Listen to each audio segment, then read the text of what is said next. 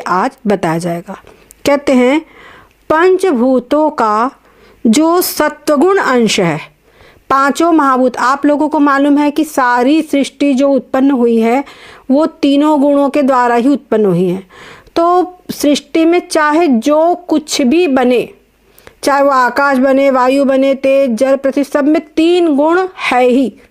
और छोटी से छोटी कोई चीज़, चाहे चींटी हो, एक मतलब चींटी मतलब सबसे ब्रह्मांड की सबसे छोटी इकाई, और चाहे एक बालू का कण हो, और चाहे ब्रह्मा का शरीर हो, और चाहे मनुष्य हो, कोई भी हो, हर एक के अंदर मैंने चाहे इंद्रलोक ब्रह्मलोक के कोई पदार्थ हो, सब पदार्थों में तीन गुण बराबर मतलब उनका अनुपात अलग अलग है, तीन गुण है अवश्य।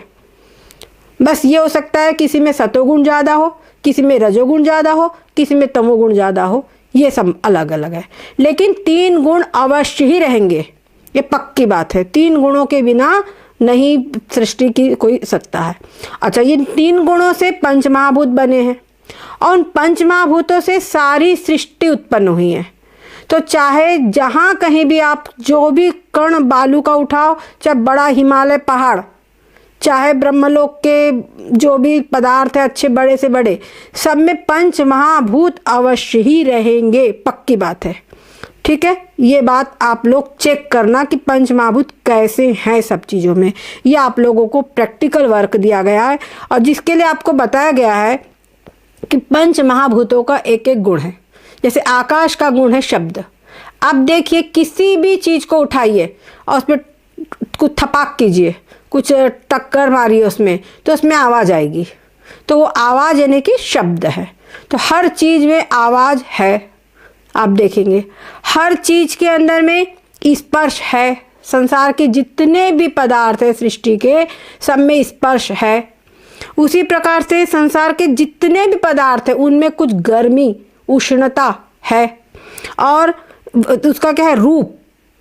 तेज का क्या है, रूप। उसमें रूप है जरूर, कुछ ना कुछ शेप है। रूप का मतलब क्या, आकार, शेप, साइज, कुछ ना कुछ जरूर है। एकदम छोटे से छोटा जैसे वायरस है, उसका भी कोई साइज बताया गया है कि इतने माइक्रोन, लेकिन है साइज। तो साइज मतलब उसके अंदर कुछ शेप है। और कहते हैं अमीबा का इर्रेगुलर शेप है, लेकिन इर्रेगुलर है पर शेप तो है। तो वो जो चीज़ें हैं, आकाश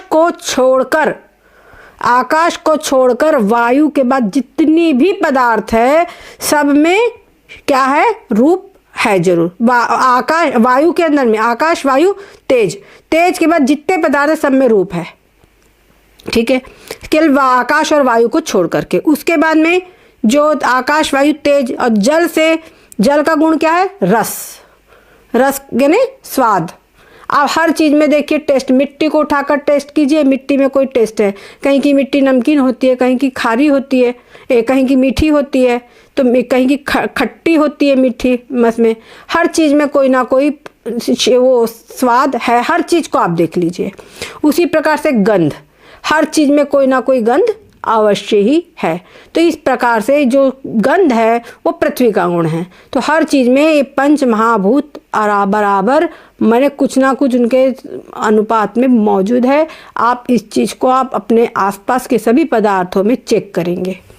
उसके बाद में अब बात होती है कि अंतःकरण की उत्पत्ति किस प्रकार हुई है, ये आज बताया जाएगा। कहते अंतःकरण की चार भेद सहित उत्पत्ति। अंतःकरण के चार भेद कौन कौन है, मन, बुद्धि, चित्त और अहंकार। ये चार भेद है अंतःकरण के। तो ये चार भेद अंतःकरण के जो है वो कैसे तैयार हुए हैं वो बता रहे हैं।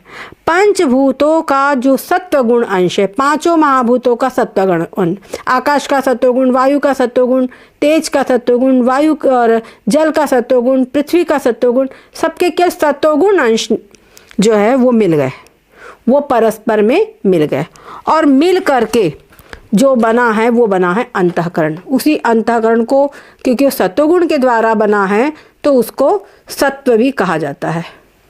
अंतःकरण को सत्व भी कहा जाता है। अंतःकरण का दूसरा नाम है सत्व। ठीक है, अब अंतःकरण जो है ये ज्ञान का हेतु है। अंतःकरण सतोगुण का कार्य है और सतोगुण से ही ज्ञान होता है। तो अंतःकरण से ज्ञान होता है हर पदार्थ का, और ज्ञान की उत्पत्ति सतोगुण से अंगीकार करी है। अंगीकार ने स्वीकार, ज्ञान की उत्पत्ति सतोगुण से होती है। इसीलिए अंतःकरण भूतों के पंच महाभूतों के सतोगुण का कार्य है, और पंचभूतों के कार्य पंच ज्ञानेंद्रिय तीन सब का सहायक है। अभी हमने ऊपर पढ़ा था एक एक पंच महाभूत का एक एक ज्ञानेंद्रिय उनका कार्य है। एक एक पंच महाभूत से, एक एक महाभूत से एक एक ज्ञानेंद्रिय उत्पन्न हुई है। तो अंतःकरण सभी ज्ञानेंद्रियों का सहायक है। जब अंतःकरण सहायक होता है तब ज्ञानेंद्रियों के द्वारा ज्ञान होता है। अगर अंतःकरण सहायक न होगा तो ज्ञानेंद्रियां अकेले कोई भी ज्ञान नहीं कर सकती। जैसे कि हम सामने बैठे हुए हैं, अचानक हम बैठे तो यहाँ हैं, कई बार होता है ना, हम पढ़ा रहे हैं, आप लोग सुन रहे हैं, और सुनते सुनते अचानक पता चला दिमाग में कोई दूसरी बात याद आ गई, वहाँ पर दिमाग चला गया, कोई काम याद आ गया, दिमाग पहुँच गया। बस आप बैठे हैं, दिमाग पहुँच गया। सामने आप बैठे हुए हैं, हम बोल रहे हैं, कान में बात जा रही है, लेकिन फिर भी आप बोले हम सुन नहीं पाए, पता नहीं ध्यान कहीं चला गया था। तो ध्यान यानी क्या है? वो अंतःकरण, जो आपका मन है वो कहीं चला गया तो आप सुन नहीं पाए। अगर मन रहेगा तभी आप सुन पाएंगे, है ना? मन जब रहेगा तभी आप सुन पाएंगे, उसके बिना आप सुन नहीं पाएंगे। ठीक है, तो ये वाली बात यहाँ पर बताई जा रही है कि अंतःकरण ज्ञानेंद्रियों का सहायक है। और इसीलिए पंचभूतों के मिले सत्वगुण से अंतःकरण की उत्पत्ति कही गई है ना? इसीलिए पंच महाभूतों के जो सतोगुण मिश्रित मतलब मिल करके मिलित सतोगुण हैं, उनसे अंतःकरण की उत्पत्ति हुई है। अब नंबर 1, देह के अंतर कहिए भीतर है। अंतःकरण को अंतःकरण क्यों कहते? करण का मतलब होता है सहायक, करण का अर्थ होता है सहायक। तो अंतःकरण ये देह के शरीर के भीतर रहता है, इसलिए अंतः। ठीक है, और करण यानी ज्ञान का साधन है, तो शरीर के भीतर रहता है, इसलिए इसको अंतःकरण कहा जाता है। क्लियर हुआ? अंतःकरण को अंतःकरण ही क्यों कहते हैं? क्योंकि शरीर के भीतर रहता है, और करण यानी किस ज्ञान का साधन, करण यानी साधन, ये शरीर के भीतर रहकर ज्ञान में सहायता करता है, इसलिए इसको अंतःकरण कहा जाता है। और भूतों के सत्वगुण का कार्य है, या ते अंतःकरण का सत्व नाम भी है। सत्वगुण का कार्य है, इसका दूसरा नाम है सत्व। अब आगे अंतःकरण का जो परिणाम ताकू वृत्ति कहे हैं, अंतःकरण का जो परिणाम है उसको वृत्ति कहते हैं। अंतःकरण का परिणाम जो है, वास्तव में यहाँ पर इस परिभाषा को, वृत्ति को, अंतःकरण का ज्ञानाकार परिणाम वो वृत्ति है। आगे आप पढ़ेंगे अंतःकरण का जो ज्ञानाकार परिणाम है वो वृत्ति है। सो अंतःकरण की वृत्ति 4 है। अब अंतःकरण जो है पदार्थ के भले बुरे स्वरूप को निश्चय करती है कि पदार्थ अच्छा है कि खराब है ना? ये निर्णय ये निश्चय करती है, ये कार्य करना चाहिए कि नहीं करना चाहिए। तो इसीलिए अंतःकरण का जो निश्चयात्मिका वृत्ति है, जो निश्चय करती है वृत्ति, उसको बोलते हैं बुद्धि। और अंतःकरण जो संकल्प विकल्प करता है, संकल्प नहीं ये अच्छा है ऐसा करना, ऐसा करूं, या ये अच्छा है या ये अच्छा नहीं है, ये संकल्प विकल्प। ये संकल्प विकल्प जो वृत्ति है उसको कहते हैं संकल्प विकल्प वृत्ति, इसका कहते हैं मन। उसके बाद है चिंतन करने वाली वृत्ति, एक एक बात को बार में सोचना, ऐसा करना है, उसी में अपना चिंतन चलाना, निर्णय होने के बाद में एक बार चिंतन होना कि इस कार्यक्रम को कैसे करना है, ये हो गया चिंतन या चिंता। ये चिंतनात्मिका जो वृत्ति है उसको कहते हैं चित्त। और अहमाकार वृत्ति, अहम, मैं करता हूँ, मैं ऐसा करूँगा, मैं ऐसा किया, ये जो अहमाकार वृत्ति है उसी को, अहम ऐसी है जो अभिमान वाली वृत्ति है उसको कहते हैं अहंकार। तो इस प्रकार से अंतःकरण की 4 वृत्तियां हैं, मन, बुद्धि, चित्त और अहंकार। ये चारों वृत्तियां क्या है, सब अंतःकरण का परिणाम है। क्लियर हो गया। अब आगे करते हैं प्राण की पंचभेद सहित उत्पत्ति। प्राणों की उत्पत्ति कैसे हुई ये समझेंगे। पंचभूतों के मिले हुए रजोगुण के अंश से प्राण की उत्पत्ति होती है। ठीक है, पंच महाभूतों के मिले हुए रजोगुण, पांचों महाभूतों का केवल रजोगुण अंश है, वो परस्पर में मिलकर प्राणों की उत्पत्ति करते हैं। आगे कहते हैं पंचभूतों प्राण क्रिया भेद से और स्थान भेद से 5 प्रकार का है। जैसे अंतःकरण 4 प्रकार का था, वैसे प्राण 5 प्रकार के हैं। कौन कौन उन, अच्छा, अंतःकरण का एक तो स्थान और उसकी क्रिया, उसके आधार पर उनके नाम अलग अलग है, उनके विभाग अलग अलग है। एक प्राण नंबर 1 जिसका स्थान है हृदय। नंबर 1 जिसका स्थान क्या है, प्राण का स्थान है हृदय। हृदय के अंदर में इसकी क्रिया क्या है, क्षुधा पिपासा। क्षुधा पिपासा ने भूख और प्यास लगना, ये इसकी क्रिया है। तो इसको कहते हैं प्राण। इसको क्या कहते हैं, प्राण। प्राण में ही 5 भाग किए गए हैं। वो 5 प्राण में पहला है प्राण। वो प्राण रहता है, प्राण का स्थान है हृदय और उसका क्रिया है, उसकी क्रिया है क्षुधा पिपासा ने भूख प्यास। नंबर 2 प्राण है, देखो वायु एक ही है, प्राण वायु एक ही है, पर वो अलग अलग स्थान में अलग अलग क्रिया करती है।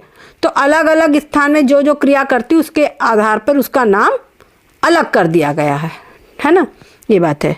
जैसे तो जिसका स्थान गुद है, गुदा इंद्री जिस पे रहता है, वो क्या करता है, उसको कहते हैं अपान।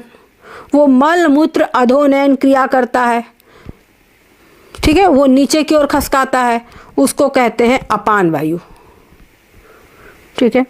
नंबर 3 है जिस प्राण का स्थान नाभि है, जो नाभि में रहता है वो क्या करता है, भुक्त पित्त अन्न जल को, नहीं, जो खाया पिया हुआ अन्न जल होता है उसको पाचन के लिए सम करता है, पाचन के लिए वो उसको मिक्सिंग करता है शरीर के अंदर में, उसको कहते हैं, उसको क्या कहते हैं, समान। समान करता है वो, इसलिए उसको समान कहते हैं। अब जाका कंठ स्थान है, जिसका स्थान क्या है, कंठ, और श्वास उसकी क्रिया है। कंठ में रहता है वो वायु, श्वास की क्रिया करता है, उसको उदान कहते हैं।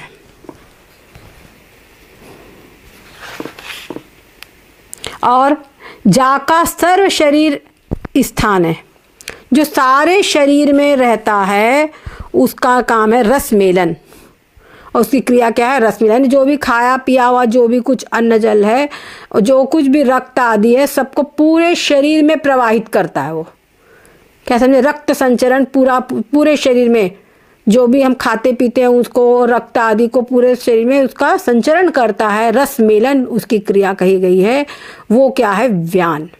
समझ गए। इस प्रकार से प्राण के 5 भेद है।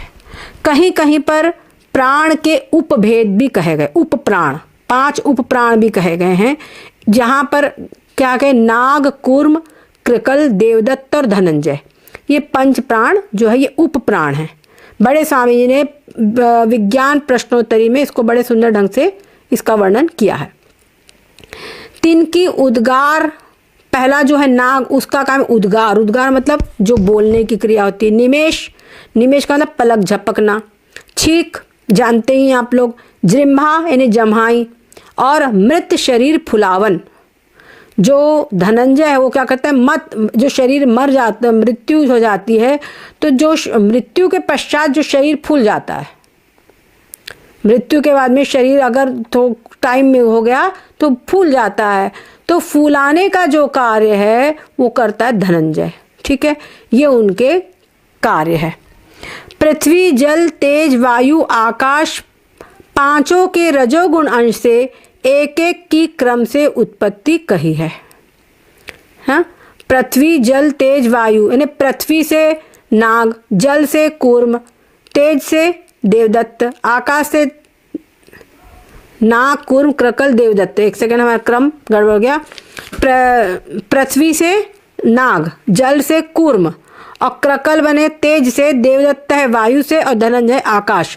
पांचों के रजोगुण अंश से एक एक की क्रम से उत्पत्ति कही है। और अपान, समान, प्राण, उदान, व्यान, इनकी भी पृथ्वी आदि एक एक के रजोगुण अंश से उत्पत्ति कही है। सर्व के मिले रजोगुण अंश से नहीं। कहीं पर कभी कभी क्या होता है, हमारे यहाँ पर दार्शनिकों में थोड़ा सा विचार विमर्श में भेद हो जाता है।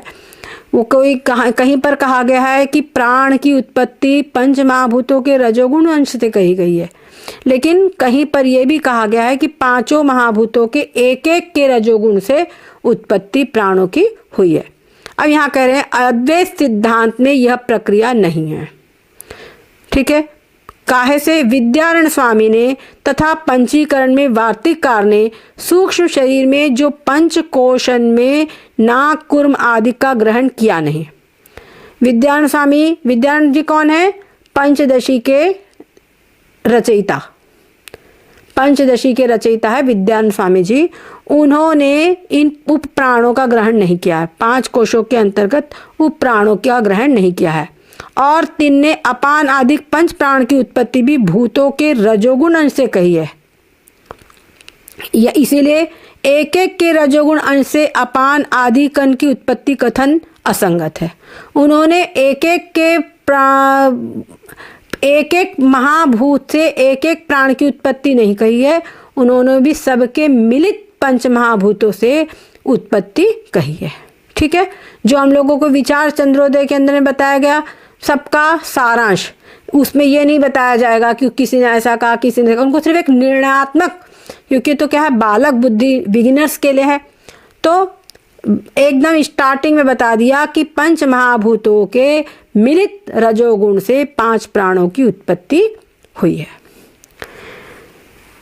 आगे सूक्ष्म शरीर में नाग, कूर्म आदिकन का ग्रहण असंगत है, और सूक्ष्म शरीर में उन्होंने ना ये उप प्राणों का ग्रहण भी नहीं किया है।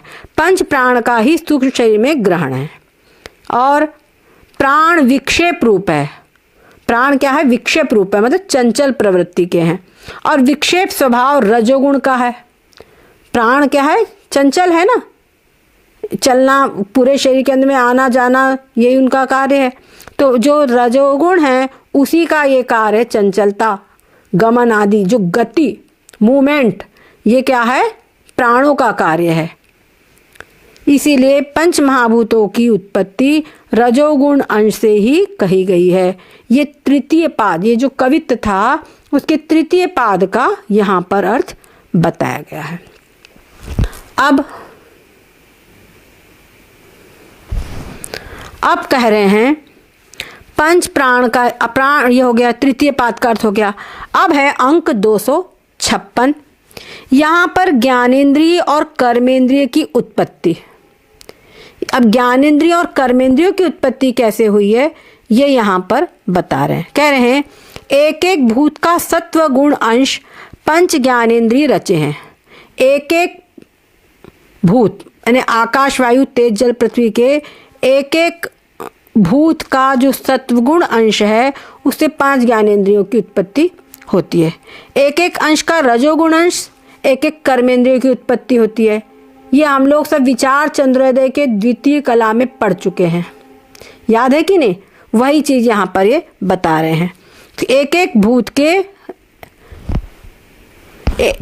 रजोगुण अंश से एक एक कर्मेंद्रिय की उत्पत्ति हुई है। और आकाश के सत्वगुण से श्रोत्र, जैसे अब वो बताया कैसे, तो आकाश के सत्वगुण से श्रोत्र यानी कि कान की उत्पत्ति हुई। वायु के सत्वगुण अंश से त्वचा की उत्पत्ति हुई है। तेज के सत्वगुण से नेत्र की उत्पत्ति हुई है, तेज यानी अग्नि तत्व। जल के सत्वगुण से रसना की उत्पत्ति हुई है। पृथ्वी के सत्वगुण से घ्राण की उत्पत्ति हुई है। तो ये क्या हुआ? पंच ज्ञानेंद्रियां जो है ये ज्ञान के साधन हैं, इसलिए ज्ञानेंद्रियां इनको कहा गया है। आगे कहते हैं ज्ञान सत्वगुण से होता है, इसलिए भूतों के सत्वगुण से ज्ञानेंद्रिय की उत्पत्ति कही गई है। एक आधार होना ना, क्या किससे उत्पन्न हुआ, तो एक सतोगुण, ज्ञानेंद्रियों का कार्य है ज्ञान करना, और ज्ञान होता सतोगुण से, तो पंच महाभूतों के सतोगुण अंश से ज्ञानेंद्रिय की उत्पत्ति कही गई है, ये हमारे ऋषियों ने बताया। श्रोत्रेंद्रिय आकाश के गुण को ग्रहण करती है। श्रोत्र जो है ये आकाश के गुण, आकाश का गुण क्या है, आकाश का गुण क्या है, आकाश का गुण शब्द, ठीक, आकाश का गुण है शब्द। तो आकाश के जो श्रोत्र इंद्री है वो आकाश के रजोगुण से उत्पन्न हुई है, ठीक है। श्रोत्र इंद्री सॉरी आकाश के सतोगुण से श्रोत्र इंद्री उत्पन्न हुई है, और आकाश के तमोगुण से शब्द उत्पन्न हुआ है। तमोगुण से आकाश का गुण क्या है, शब्द। शब्द जो है आकाश का गुण है ना। तो आकाश के गुण को आकाश से के सतोगुण से उत्पन्न वाली जो ज्ञानेंद्रिय है वो ग्रहण करती है, और श्रोत्रेंद्रिय आकाश के गुण को ग्रहण करती है, या ते श्रोत्रेंद्रिय की आकाश से उत्पत्ति कही, ठीक है। इसलिए श्रोत्रेंद्रिय यानी श्रोत्रेंद्रिय कान की उत्पत्ति आकाश से कही गई। तैसे जा भूत के गुण को जो इंद्रिय ग्रहण करे ता भूत से ता इंद्रिय की उत्पत्ति कही है। क्लियर हो गई बात, समझ गई कि नहीं। जिस भूत से जो इंद्रियां जिसके गुण को ग्रहण करती है उसी भूत के ज्ञान सतोगुण से उस ज्ञानेंद्रिय की उत्पत्ति कही गई है। आकाश के रजोगुण से वाक इंद्रिय की उत्पत्ति कही गई, ठीक है। उसी प्रकार से आकाश के रजोगुण से वाक इंद्रिय की उत्पत्ति कही गई। वायु के रजोगुण से पानी यानी हाथ, तेज के रजोगुण से पाद यानी पैर की उत्पत्ति कही, जल के रजोगुण से उपस्थ की, और पृथ्वी के रजोगुण से गुदा की उत्पत्ति होती है।